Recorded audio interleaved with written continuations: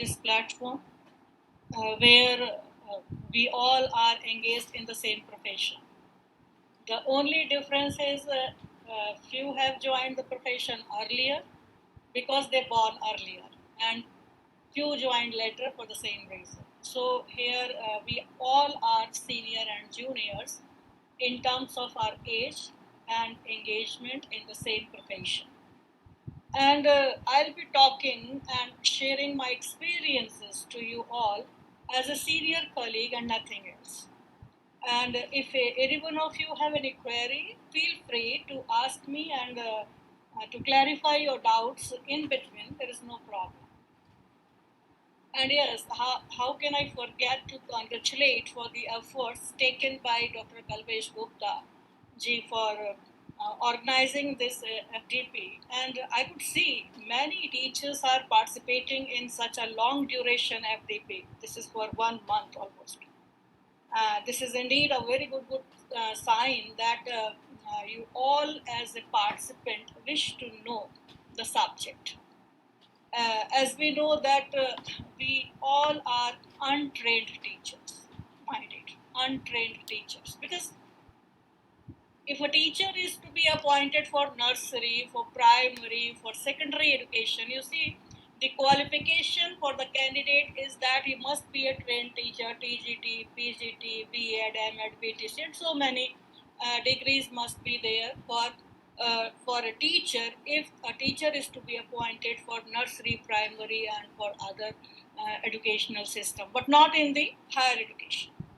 And we see when it comes to the teaching of the degree in the for degree college or for university, then the only qualification is that the candidate has to be qualified with the UGC, NET, SLAT, or as the case may be. And we know that nowadays the NET and the other competitive exams also are objective question based papers, which is having the multiple choice answers. So many of the students who qualify NET even do not know what to write, how to write in a descriptive manner. So basically, a teacher in the higher education teaches as per his or her understanding about the subject, because for a law teacher, the only requirement, as I told you, is a degree in law and NET qualification. And in legal education, what we find is that the teacher do whatever they know by themselves as correct and their understanding about the subject. There is no training for the law teachers as to how to teach, what to teach, how to assist the student, and they just try to copy good teachers they experienced as a student in their student life, or try not to copy the teachers of those teachers whom they are or whom they were the students, because they didn't like the way of teaching of those teachers.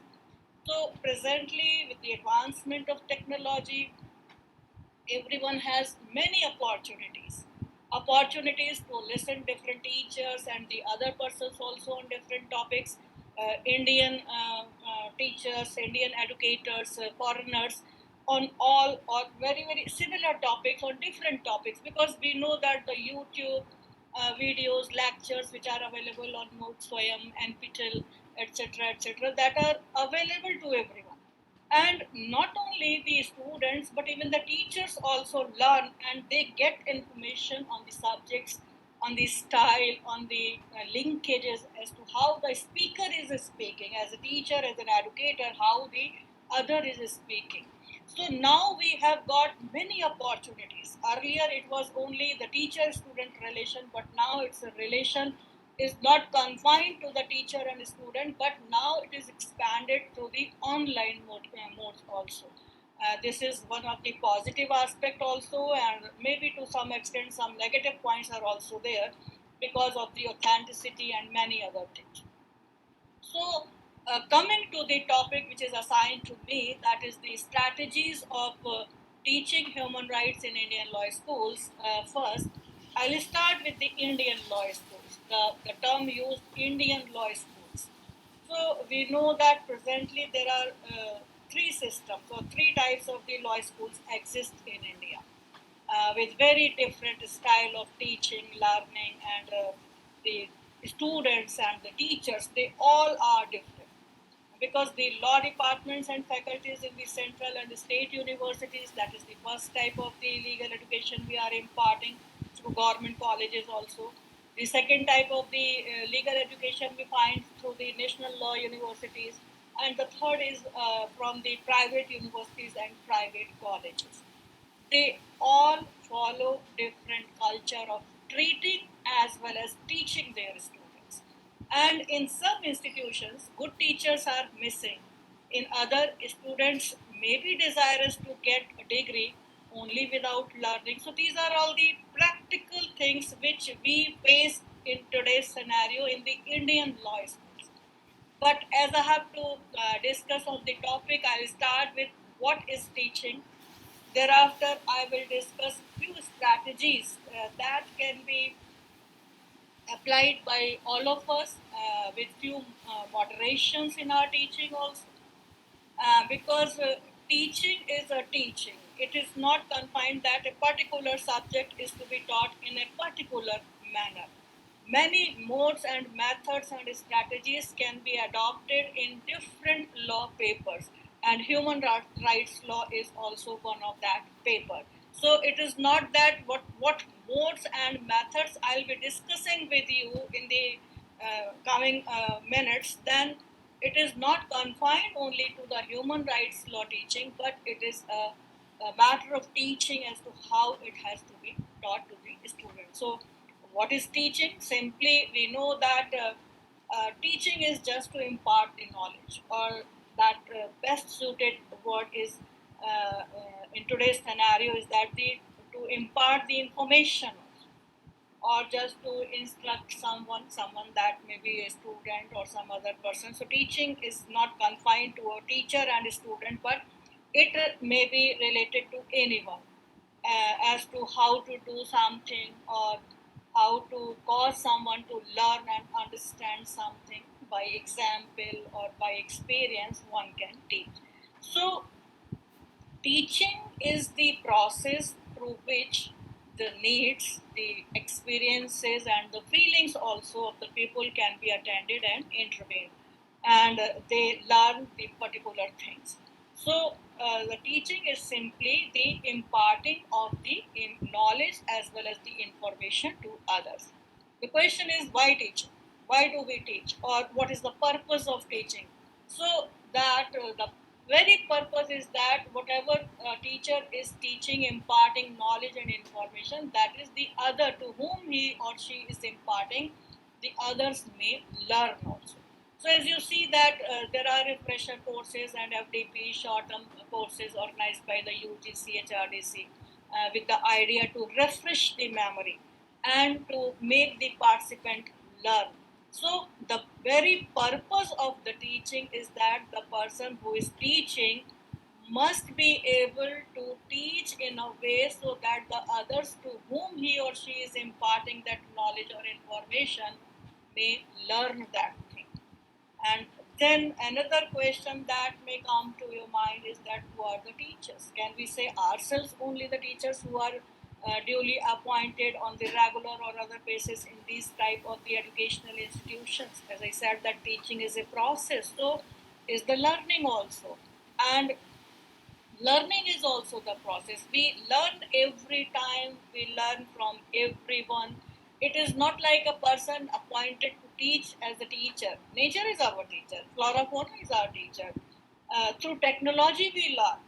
You see that we are also using so many gadgets today because of this technological advancement, and as we use any gadget we find instructions to use them, so we learn, and we can learn from anyone and everyone, and that anyone can be our teacher. So it's not confined that a regular appointed person is a teacher.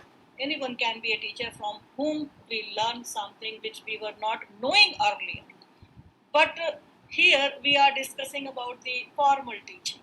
So one important point to note is that learning cannot survive alone, because teaching, examination, assessment, they are all the part of the single loop that is known as the learning. So there is a direct relation between teaching and learning. Because why do we teach? We teach because the others to whom we are teaching must learn. So teaching and learning is a cycle, a process in which teacher plan plan that how to develop the curriculum, what shall be the method of instruction. When we talk about the instruction, then you see the National Education Policy 2020, it says about the teaching in mother tongue. And when it comes to the human rights teaching, this becomes very important because we have to discuss the rights and their violations with the vulnerable groups also. Those persons who are belonging to the vulnerable groups as one of the method in the extension activity. So after method of instruction, it should be in a way, or it should be in a language which is understood by those persons. It is to be understood by the students also.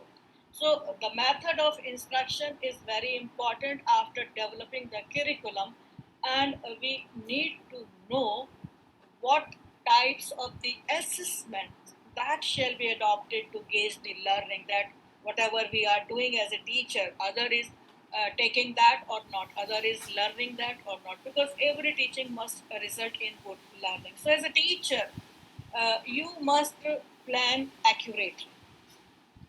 And you have seen that there are many universities where you'll find that many senior and experienced teachers, they are being called to participate in curriculum development workshop. And in that workshop, there is full length discussions and debates held to reach to a conclusion as to what topics are to be the part of the syllabus, what shall be put first and what shall be come thereafter, and in that way the sequencing of that topics which are to be the part of that particular paper or subject. So this development of curriculum or the plan at the first hand, that is very important for any paper or any subject. Then at the second stage, you need to implement your plan, whatever you have put in that curriculum or the syllabus, then you need to implement. And what is that implementation? Implementation is just to teach. That is, that implementation of the plan can be done through teaching. So, so it is to say that it's only the curriculum, the topics, but the sequence thereof is also very, very important. Which topics are to be dealt first, which topics are to be dealt afterwards, because without going or without informing the students the philosophy or the historical background, if we directly reach to some other specific topic, then the student will not be able to understand. Therefore, the sequencing of the topic in the curriculum, that is also one of the very important aspect which a teacher must know while developing the curriculum. Then the third stage is just to collect, that is to gather the indicators of the students progress, what students have learned, take the test through various methods, then analyze that, identify the trends and the patterns which the students have done in their examination.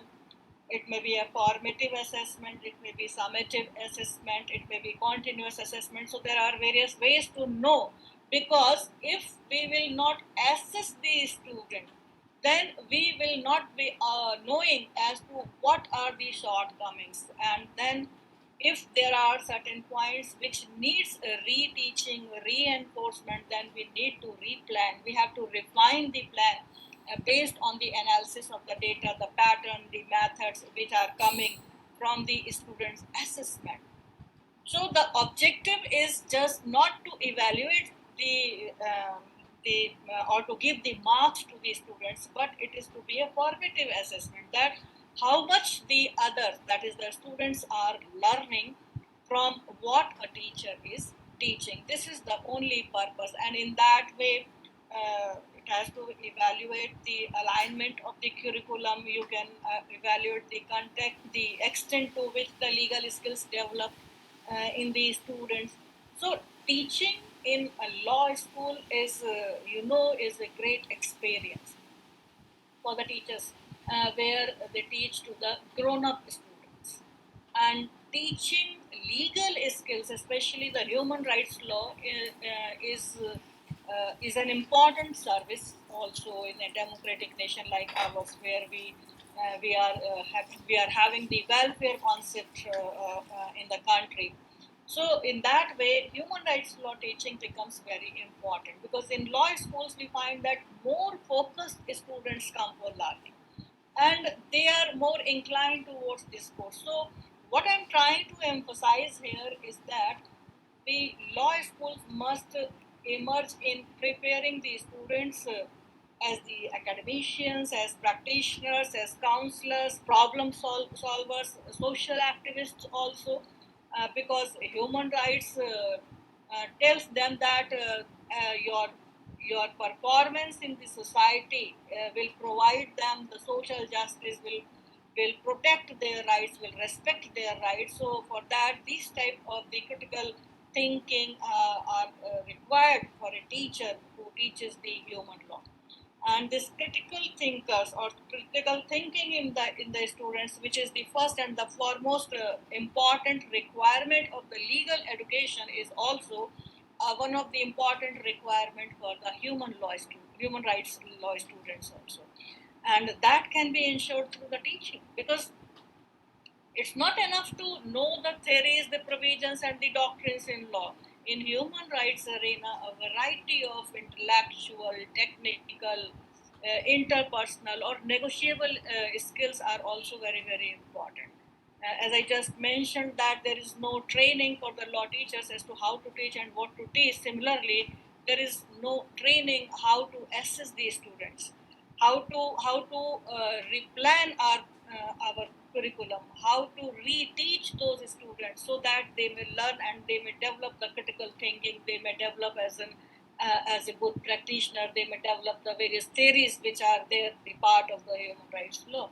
Because assessment is a tool for learning which is used, a tool which is to determine that what the student knows about the subject, a tool to determine what the students need to know. It's not only what they are knowing, but what they need to know. That is also one of the point of the assessment, to determine what the students have learned, or basically just to know the progress of the student. For that, we need to do some assessment also. It was in 1999, the National Center for Legal Education from University of Warwick, they have published one work on the ensuring successful assessment, and the work of the Alison Bone, that writes about the main purpose of the assessment in educational institution is to determine whether students are learning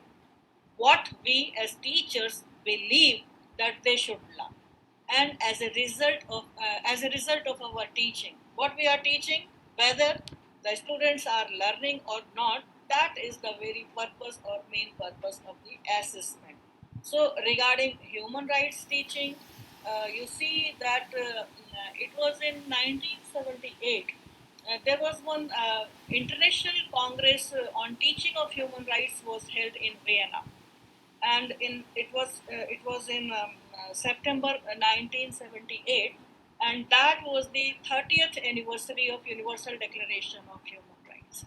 And that was an occasion where many of the experts they gathered, and some of the interested parties from all over the world, just to discuss the development of a program of action for human rights education. It was after 30 years of this Universal Declaration of Human Rights, 1948.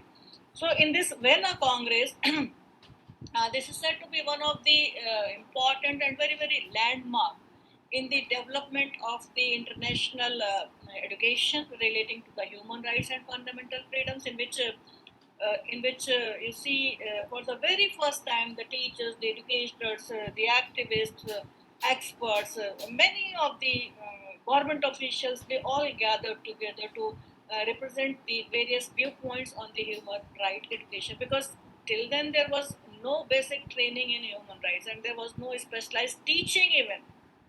The subject was dealt by the teachers with all international aspects of the human rights under the international law, and also the human rights was taught that was taught by the teachers within the context of the constitutional law or administrative law.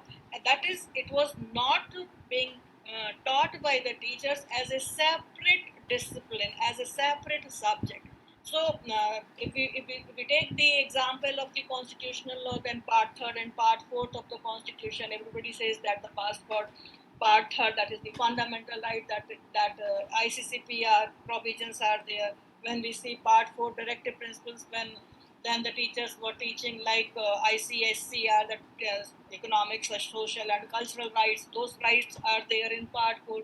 So basically, what I'm trying to emphasize here, that till 1978, when this conference was held in Vienna, no proper procedure was there to teach how to teach the human rights, or human rights education was not taught as a separate subject. So it was covered under either international law or in constitutional law or in administrative law. Then in 1985, once again, a book that was authored by Howard R. Berman on the teaching of the human rights law was published by Association of American Law Schools.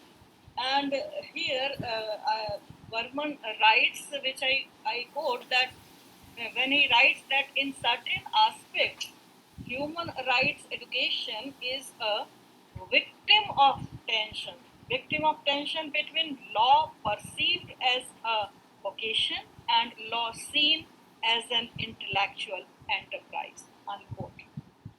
Basically, you see that when Berman writes in his book regarding teaching human rights law, he was of the opinion that there is a conflict between the perception of law as a profession and the perception of law as an intellectual endeavor. And this harms the human rights education because it was not considered to be a separate subject. And then you see, international protection of the human rights was not easily seen as having the direct application or to day-to-day practice of law. So as a result, both the students and the teachers, they consider human rights law to be a soft law, a perspective subject that can be intellectually stimulating, but it's not essential to the curriculum. But today, I'm working in a department which is named as the Human Rights Department, Department of Human Rights under the School of Legal Studies in this Central University in Lucknow. There are very few universities in India where you will find that a separate department or a center for human rights is there. So I was teaching LLM prior to joining this university, presently where I'm working. So when I have seen the syllabus, because we were conferring the degree of LLM in human rights specialization. So the syllabus was having few papers on the human rights law that consist of the humanitarian law, refugee law, human rights movements. Besides this, core papers under the law, which were compulsory papers. So when I became head, then I had as a chairperson of the board of study, I modified the syllabus, and it was started from 2008, and I introduced many papers on human rights, like new developments, emerging areas, science, tech, and human rights, women and children and human rights, basic needs and human rights, environment and human rights, LGBTQ rights and human rights. 2008, RTI, then right to information as a human right. Besides this, international humanitarian law, refugee law, and UN documents, UN mechanism as the separate papers with the choice to the students to opt the papers.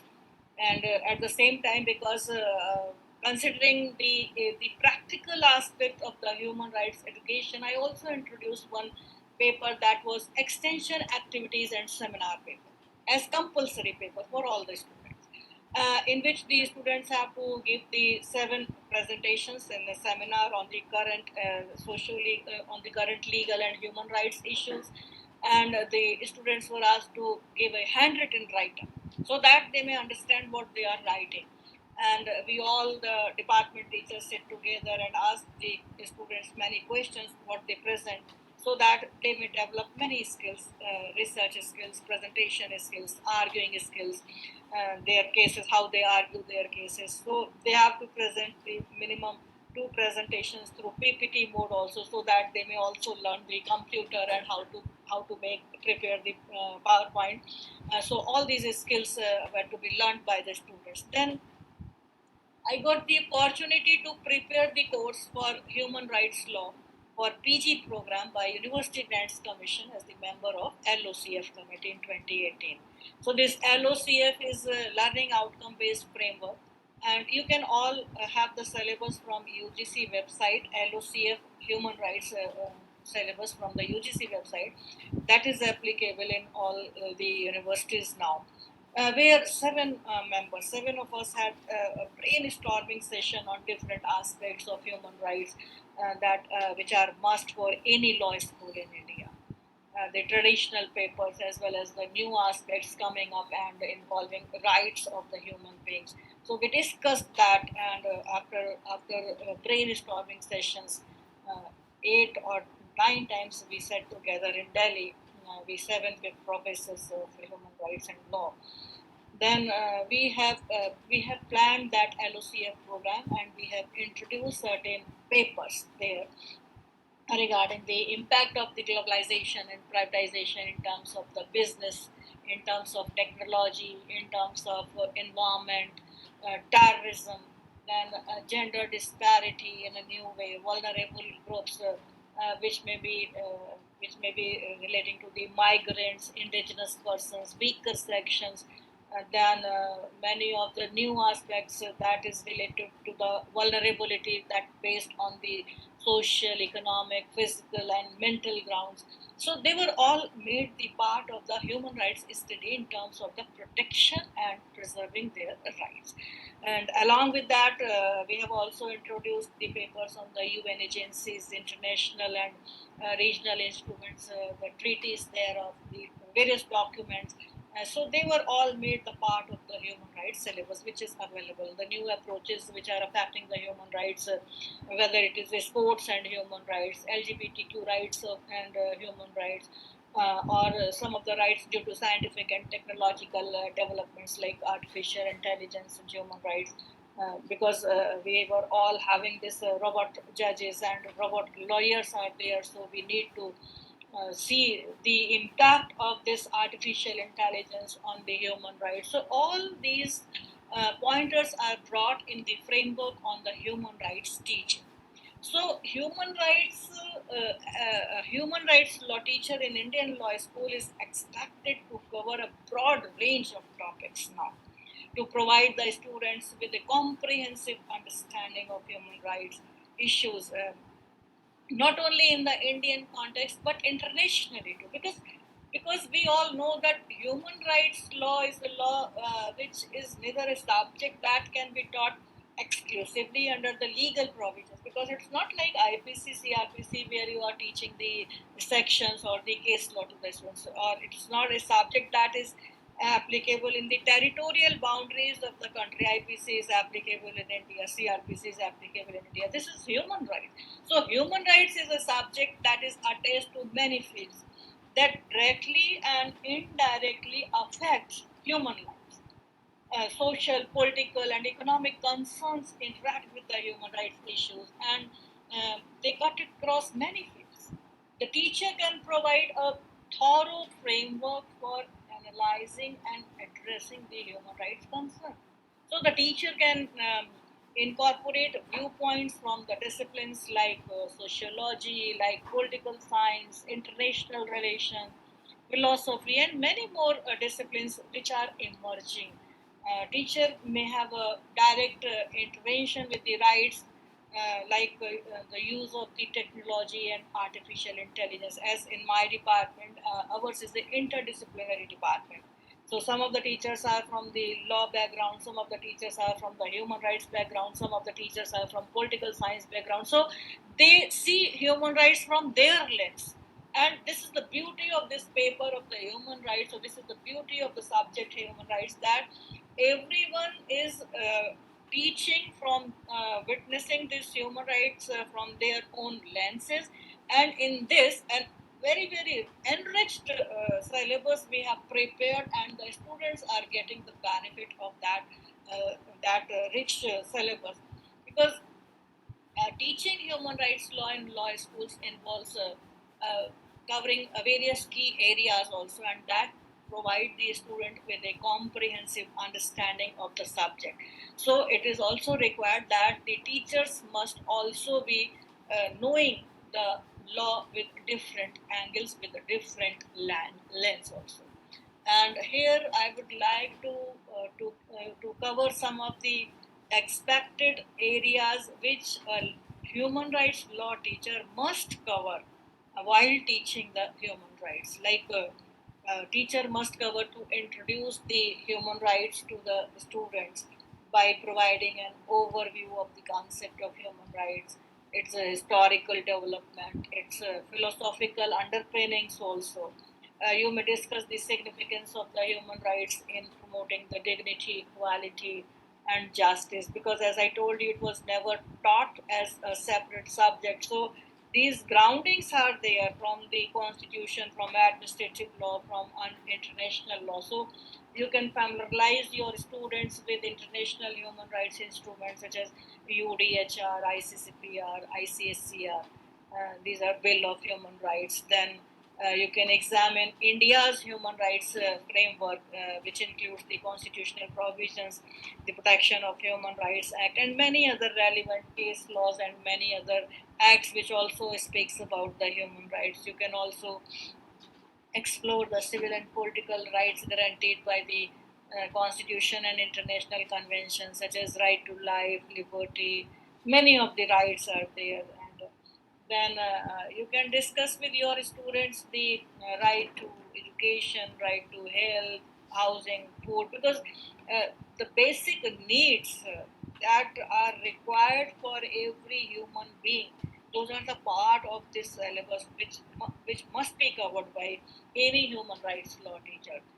So for that, the international as well as the domestic legal framework must also be considered for giving this information to the students, like what are their rights in the housing or food or work or water even.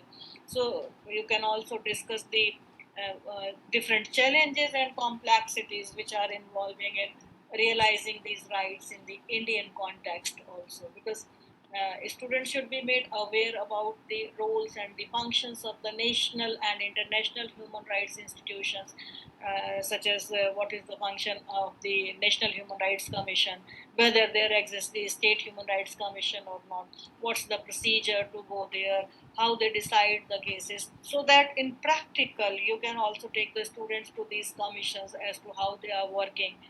Besides the national, you must also teach various bodies at international level, United Nations human rights bodies. You have to analyze their effectiveness and the limitations also, um, while teaching different forms of the human rights violation which are prevalent in India, that can be explored. It's like there is discrimination. So this is one of the violation of the human rights. If there is violence against the women, or is there any caste-based discrimination or communal violence? So these are all issues which are related to the human rights, whether it is related to the religious matters or ethnic matters or minorities. These all cover under this umbrella of the human right.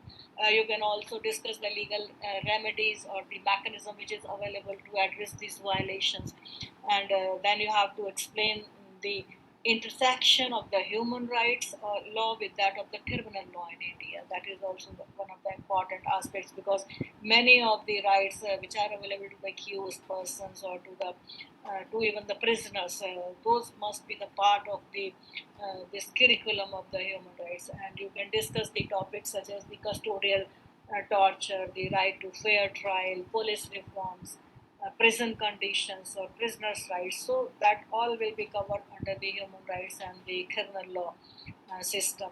Then you can also focus on the rights of the marginalized persons and the vulnerable groups, which may include the children, the women, LGBTQ individuals, the persons with disability, indigenous community, and religious minorities. You can discuss with your students. You can also focus on the specific challenges that are being faced by the persons without having any legal protection under the law here in India. At the same time, you can also explore the role of the NGOs particularly, because when we talk about the human rights issue, human rights law, or violation of the human rights, you see many of the NGOs, they have been established just in order to protect the rights of the common man, of the human being. There are PUDR, PUCL, they speak about the democratic rights or the civil liberties, and many of the other specific NGOs which are there for the protection of the rights of the women or the children, Bachpan Bachao Andolan type rights. So NGOs are very important. Civil society organizations, they are very important. The activities the activities of these NGOs and the civil societies, they are just to promote and protect the human rights in India. So you can explore these aspects also to your students while teaching human rights law. Then you can discuss many of the movements and campaigns, etc., in the human rights area. So, what are those various movements through which the rights have been protected, like right to information, this Mazdoor Kisan Shakti Sangathan. So it's not directly a human right, but Article 19 of the UDHR, Article 19 of the ICCPR, and also Article 19 of the Indian Constitution that speaks about freedom of speech and expression, that is expanded to include the right to have the information. So the role of the civil society, the role of the NGOs, and the role of the activists, that becomes very important, and this becomes also the part of the human rights law teaching. You can also address the contemporary issues such as the digital rights.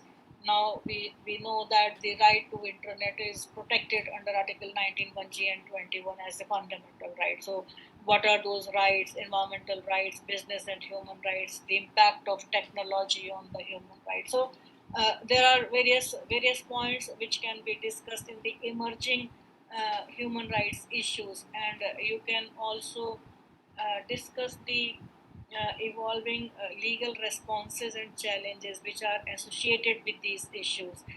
So you can compare the policies and procedures which are relating to the human rights in India and in different nations globally, because this time we are all talking about the DPDP bill, data protection and digital protection and data person and digital protection bill 2022, which is not yet passed because this is the fourth iteration.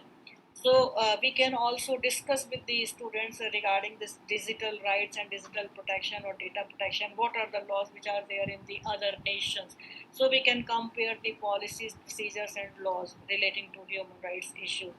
Then we can also develop a global perspective on the human rights concern by examining the international human rights jurisprudence. What are the different instruments at international level, and for those instruments, India is a signatory or not? India has ratified that or not? So all these become the part of the syllabus which a human right law teacher must cover while giving the teachings to the students in the Indian law school.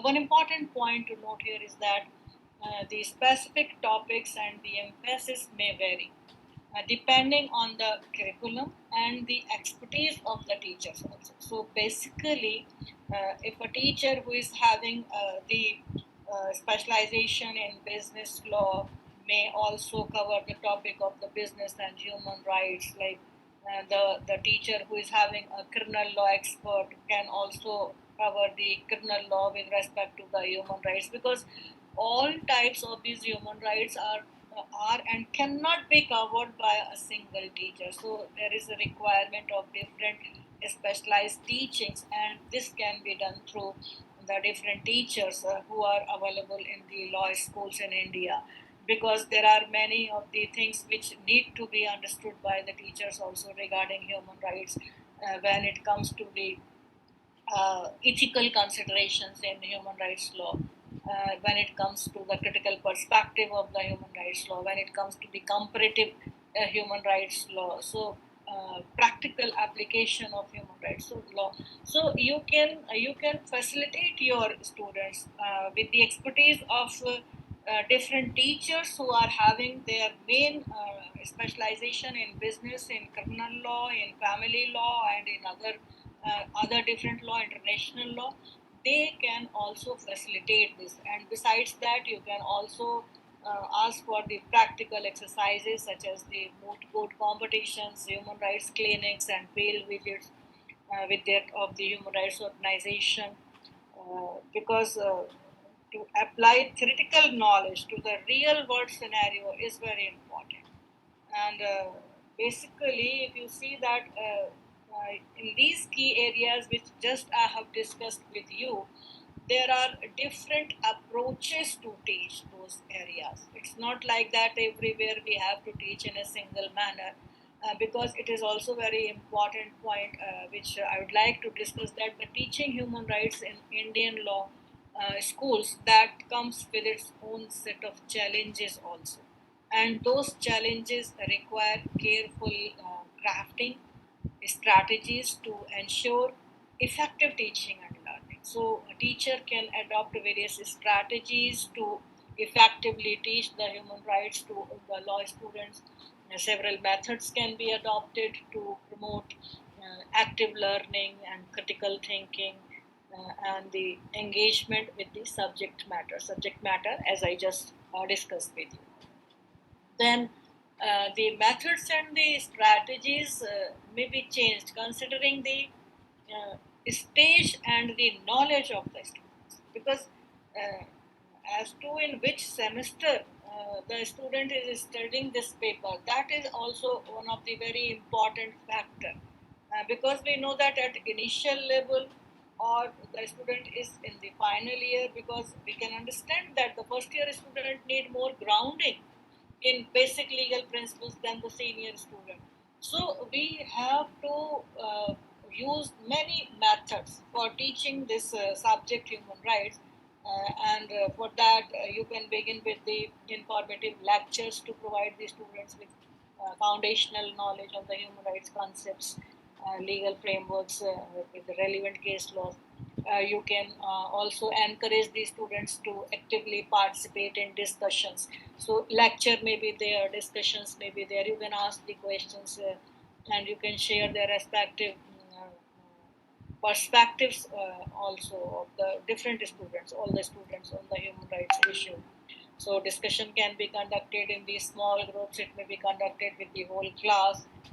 So lecture and discussion may be the method. Then case study method is also very important, which can be used in other law papers also, but in human rights law also, because you can present the real life case studies that highlight the human rights violation and legal challenges in India. You can engage the students in analyzing the facts of that case, identify the human rights principles, what are at the stake.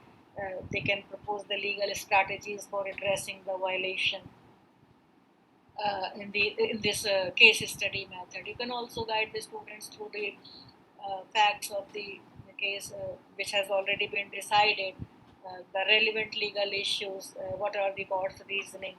Socratic method can be used, so that through this method the series of the questions can be asked. The students are encouraged to analyze the legal concept in defending their reasoning. You can adopt the group projects also, because project and the field work is very important aspect or method while you teach the human rights law. So you can adopt the group methods and group projects, and you can give the students that they may present something, or collaborative learning. This may result in the collaborative learning also. You can just assign the group a project that requires student to research and present on a specific human rights topics and issues.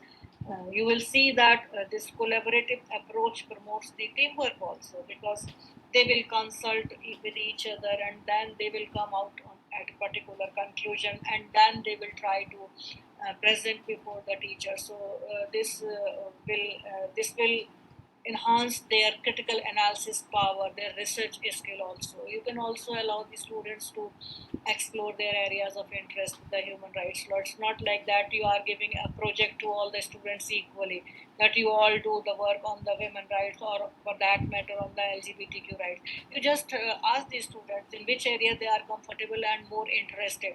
If someone is interested in the working of the rights of the LGBTQ, give them that area. If someone is having the interest in the rights of the indigenous or the migrant persons, so give. The basic point is that if you will give the project to the students of their interest area, then the result will be very good, and they will do everything for completion of that project work.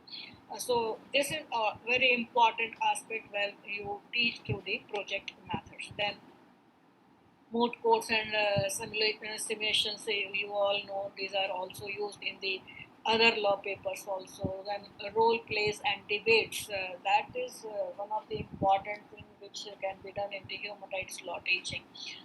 For example, conducting role plays or debates just to explore the ethical dilemma, and the rights in conflict, and by maybe a good method, you can assign to the students different roles and the perspectives to encourage the critical thinking. Just you focus on the learning by doing, as it's the motto of the National Education Policy 2020 also. You can also invite the guest lectures, experts in the field from NGOs, from NHRC, from other universities. The foreign experts may be also invited for, so that the understanding or the style of the other guest lectures and the expert may also be beneficiary for the student. This will provide students a real world perspective, and that will also enrich their understanding of the practical aspect of the human right. Because if a person is coming from NGO who has seen the violation from the grassroots level, so the method of that person who is from the NGO would be different. It would not like be a teacher who is coming from the theoretical aspects of teaching, who is just going through the various books and then teach that subject. No, if a person who is coming from an NGO, his style of giving the information and teaching and telling that thing would be entirely different. So in that way, if I see that the invitation or the guest lecture or invited lectures by the experts, that will be making a very good impact for understanding and enriching the information, the practical aspects of the human rights. Then field visits can be used by the teacher. You can also take the students for the field visit to human rights organization. You can take them to the courts, to the public hearings which are related to the human rights. So this hand-on experience allows the students to witness the application of human rights principles in practice, and they may understand the realities which are being faced by the marginalized communities, which are being faced by the weaker section, which are being faced by the vulnerable groups in the society. So this field visit is also going to be having a good impact in the understanding and learning of the student. Then practical exercises, you can also take the help of the practical exercises by playing important role in the learning of the students, like mock trials may be there, or you can have you can give some writing assignment, drafting some legal documents, so they can do the research also in a particular on a particular topic. Because research papers and essays which they write, they will develop the students research skill also, and that will enhance their understanding of the complex issues which are related to the human rights area. So you can encourage them to critically analyze the legal provisions, the case laws, the policy implications, and how they are affecting the human rights implementation. So this all will be very important, and this will enhance the students' knowledge also. understanding about the human rights law. And then in today's scenario, one very important method which we are all using, and this FTP is also going on the online mode. So this interactive online platform that can be utilized as discussion forums for the student, or social media groups to facilitate the ongoing discussions. You can There can be a resource sharing, and there may be collaboration among the students. So this encourages basically the engagement outside of the classroom, and this allows the student to explore many contemporary human rights issues, because incorporating multimedia resources and this online method videos, documentaries, and online platforms that can enhance the students' engagement and understanding of the legal concepts and the human rights issues. So these resources can be used just to illustrate the complex and practical examples. One thing is very important with these online resources and platforms, that this online interaction is very very advantageous also, because of its flexibility. At 7 o'clock we have started this lecture, so the time flexibility is always there. These lectures are being recorded, so if you don't have the time at 7 o'clock for any reason, you can see it afterwards also. So the advantages are many with this online interaction, and flexibility is one of the very important point which makes it more important. Then it is having a global reach also. Resource sharing has become very very easy, and it also ensures the access to many of the informations which can be shared on through online portals. So students can be engaged for all these online interactive platforms to learn many of these things. Then to participate in the legal clinics and other systems are very important, that can be done there.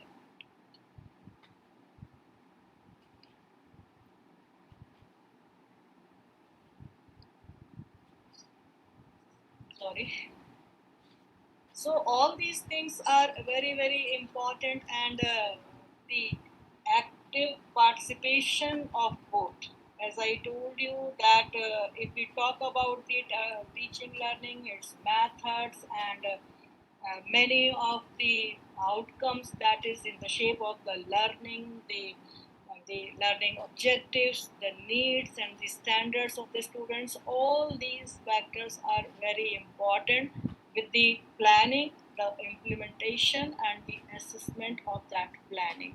And further, the factor of the students' efforts in learning is very, very useful also, and it is also very essential for the teachers who is teaching the human rights law, because we see that while a teacher's role is crucial in providing guidance, knowledge, and facilitating the learning process, the active participation and the efforts of the students play a significant role also in their understanding and in getting the mastery over the subject. So, finally, I would say that the point where from I started, that teaching and learning makes the part of a single loop of teaching. Efforts from both the sides are very important. It's not only the teacher that he is teaching and what he is teaching, but the efforts of the students on the other hand are also very important, and how to relate these two efforts. We have to we have to plan, replan, reinforce our teaching skills, so that learning process may become very easy, because the very purpose of the teacher or the teaching is that whatever we want to convey to the students, that must be conveyed. And once it is conveyed, then there is no doubt that after that conveying the matter, the students will learn, or it's not only the students but those who are there, who are listening to that teacher, must learn that thing. So with these words I stop here, and I welcome your reflections, your questions, and your comments on what I have spoken so far on